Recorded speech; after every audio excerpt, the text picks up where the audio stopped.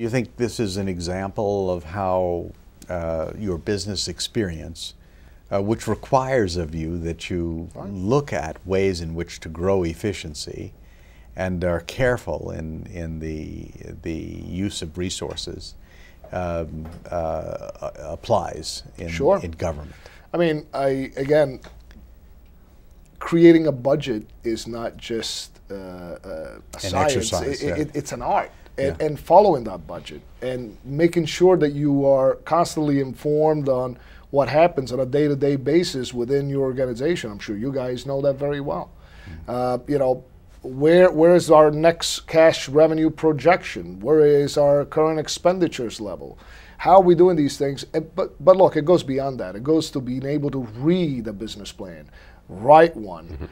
It goes to being able to understand a report and read it thoroughly, not just because of the subject matter at hand, but as you very well know, I could show you a report of a company that, you know, makes cans for soup, and you'll be able to understand it. You'll be able to really go through the numbers, delve into the business operation, and understand what that is. That comes with that business experience, and you know, and again, not to take anything away from my opponent, he's a small business fellow, but you know, there's a difference between a professional, which is what he is, you know, he's a doctor, and you know, somebody that grew up in the business world, starting companies with 2 dimes and you know, hiring the first employee and going to 100 and 200 employees, and you know, and I've had all the experience also the other way. I mean, you know, I lived the American dream. The American dream is not happy all the time. We've had our problems and our issues, but you learn from those. Right. You learn so much from both the upside and the downside. Yeah. Just to pause on that point, is it though exactly the point that yes, you're right. As a businessman, I would be able to read a business plan, and my experience would give me clear indications as to its suitability and workability. But government proposals and so-called government plans are written in different language than businessmen are used to. Yes. And it requires an understanding of that legal language to know the difference between what is said in one sentence and another.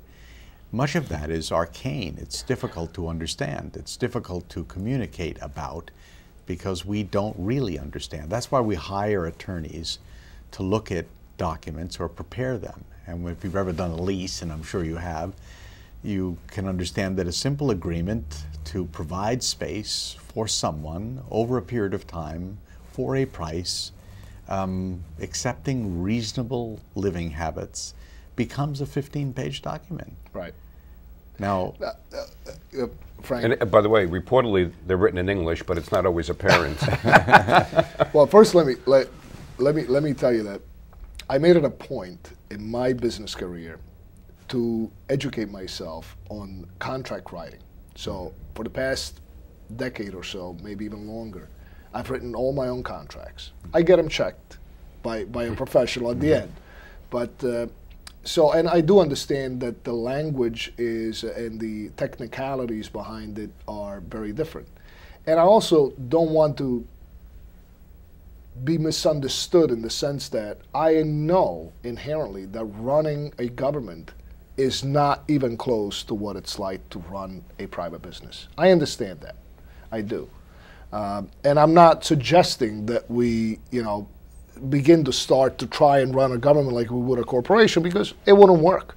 Just like if you were to run a corporation as you run government. However, with that said, we must find ways within our government to introduce more of the business-like mentality in order to shed the decades of gluttony that has taken us to this point.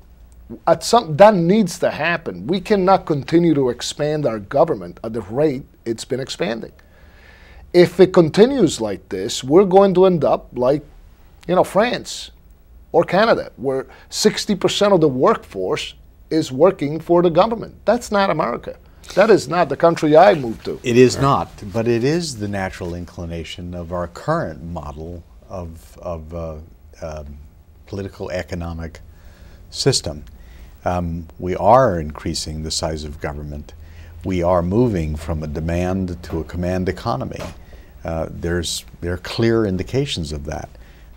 So flying in the face of that is Dario Gristina. Right.